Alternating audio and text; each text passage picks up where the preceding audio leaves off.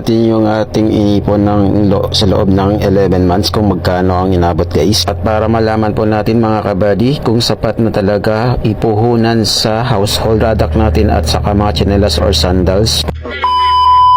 Eto na nga mga kabady, pumunta na ako dito sa bilihan ng mga household para unti-untiin ang mga bibili natin ng mga paninda mga kabady ko. Ang inuna ko pala dito mga kabady ko, yung maliliit muna na pwede ilagay sa basket. Pinipili ko pala dito mga kabady yung mga item talaga na mabibenta po sa amin at laging hinahanap ng mga mamimili mga kabady. Sa mga ganito na mga produkto mga kabady, matagal po yung mga expiration nito. Kaya hindi na rin kailangan mangamba mga kabady kung mabilis po siya mabenta o hindi. Sa experience ko naman mga kabady, sa tagal ko nang nagtitinda, may kanya-kanya naman silang panahon at araw kung kailan sila mabibenta at gagamitin ng mga namimili. Ang mahalaga naman mga kabady ay nasa condition yung items at hindi pa expired. Kaya chill lang tayo mga kabady at huwag mangamba dahil andito pa tayo mga kabady na pwedeng maging customer sa ating mga sariling paninda at gumagamit din tayo ng mga produkto na ating binibili para itinda at hindi na rin natin kailangan pa pumunta ng ibang tindahan para bumili dahil dito sa atin mayroon na po tayo na sariling tinda. At sa oras nga ito mga kabady, patuloy pa rin tayo sa pagkukuha ng mga item na kailangan po natin at medyo hirap nga po tayo dito gumalaw mga kabady ko dahil may daladala po tayong barya. Hahaha. Maliban sa barya mga kabady, nandyan pa si Bonso na inaalala ko baka kung saan siya sumuot at baka makasagi at makabasag. Mahirap na mababawasan po yung ating budget para sa ating binibili na mga produkto mga kabady. Kaya pag nawala po siya sa paningin ko, hinahanap po na siya agad mga kabady para hindi na ako mahirapan pa at baka naman kung saan sumuot at hindi ko na makita o baka matangay ng iba.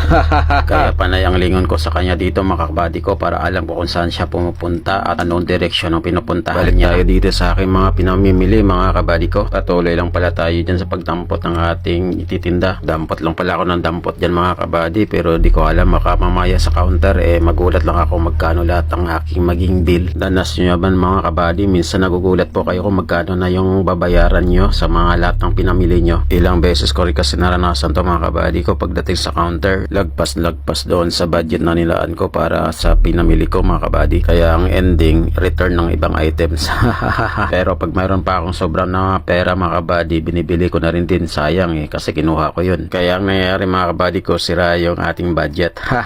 Pero okay lang, mabebenta din naman natin yan mga yan. Babalik din sa atin yung ating pera na may kasamang tubo mga kabady ko. O diba, kumita pa tayo mga kabady ko. Yan ang tunay na negosyante mga kabady ko. Think positive lang lagi. Kaya mga kabady, wag po kayong manghinayang kung nasobrahan po kayo ng dampot ng mga bibilin nyo. At kung may sobra pa naman kayong pera, kunin nyo na lang din kasi sayang naman mga kabady ko. Alam ko dinampot nyo yan kasi nagustuhan nyo naman yan at alam nyo mabenta. Kasama talaga yan sa ating buhay bilang isang negosyante ang maging masobra ang ating minsan pinamimili mga kabady ko. Isipin na lang natin kabady na maging pera din yan pag nabenta na, okay? Balik tayo dito sa mga item na akin pang dinadampot mga kabady ko. Kumuha pala ako dyan ng mga timba, labador, kung ano pa yung labador. Alam nyo ba yung salitang yon mga kabady ko? Ang labador po ay yung palanggana na tinatawag dito sa Tagalog mga kabady ko. Sa Bisaya o kaya Karaya, labador ang aming tawag dyan mga kabady ko. Ewan ko ba kung saan galing yan, baka Espanyol po yan mga kabady ko, salitang Espanyol siguro.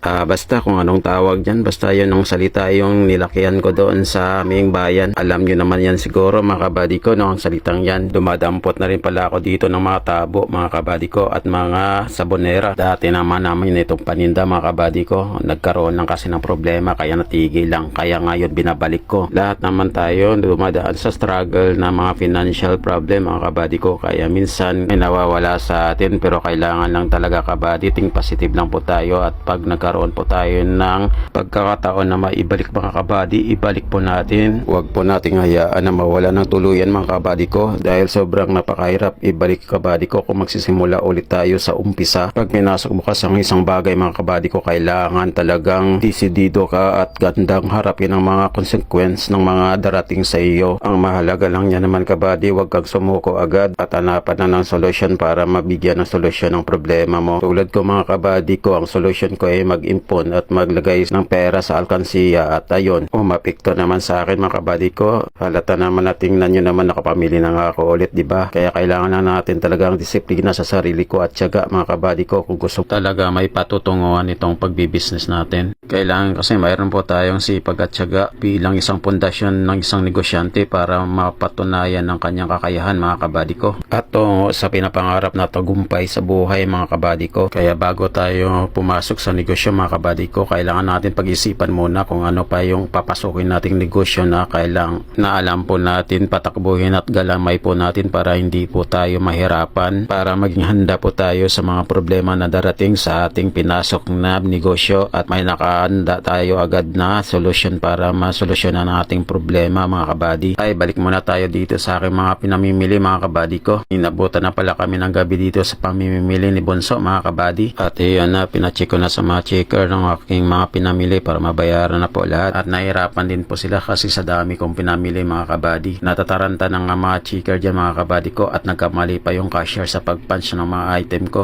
Mali-mali. Pero sa uli naayos rin naman mga kabady ko. Yun nga lang, mayroon pa rin nakalusot pagdating ko ng bahay mga kabady. Check ko ng item. Hanggang dito na lang muli mga kabady ko. Ingat-ingat po tayo sa lahat ng ating mga ginagawa araw-araw at God bless us all po sa ating lahat. Maraming salamat. Bye-bye!